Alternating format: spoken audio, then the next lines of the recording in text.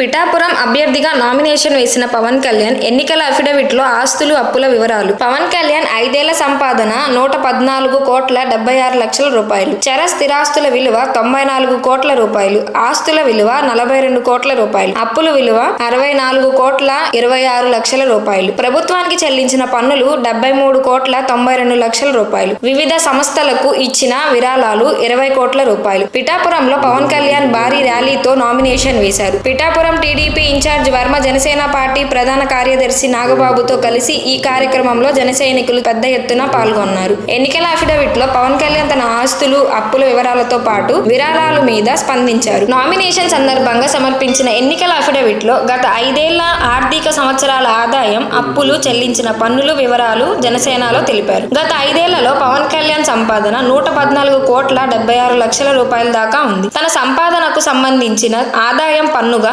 47,732,875 రూపాయలు, జీఎస్టీ రూపంలో 22,84,70,000 రూపాయలు పవన్ కళ్యాణ్ చెల్లించారు. ఎన్నికల అఫిడవిట్ లో పవన్ కళ్యాణ్ తన అప్పుల గురించి వెల్లడించారు. పవన్ కళ్యాణ్ ఓవరాల్ గా అప్పులు 64,26,84,452 రూపాయలు ఉన్నాయి. ఇందులో వివిధ బ్యాంకుల నుంచి 17,56,84,453 రూపాయలు అప్పుగా తీసుకున్నారు. వ్యక్తుల నుంచి పవన్ కళ్యాణ్ తీసుకున్న అప్పులు 46,70,000 రూపాయలు. పవన్ కళ్యాణ్ వివిధ సంస్థలకు జనసేన పార్టీ చేపట్టిన సేవా కార్యక్రమాలు, పార్టీ కార్యక్రమాల నిమిత్తం విరాళాలు అందించారు. ఇందులో జనసేనకు 17,17,00,000 రూపాయలు ఉన్నాయి. పార్టీ చేపట్టిన కౌలు రైతులు భరోసా, క్రియ కార్యకర్తలకు ప్రమాద బీమా లాంటి కార్యక్రమాలకు ఉపయోగపడేలా వేర్వేరు సందర్భాల్లో విరాళాలు అందజేశారు. వివిధ సంస్థలకు 3,32,00,000 విరాళాలు అందజేశారు. కేంద్రీయ సెయింక్ పోర్టుకు 1 కోటి రూపాయలు మరియు PM citizen assistance and relief fund కు 1 కోటి రూపాయలు అండ్ అలాగే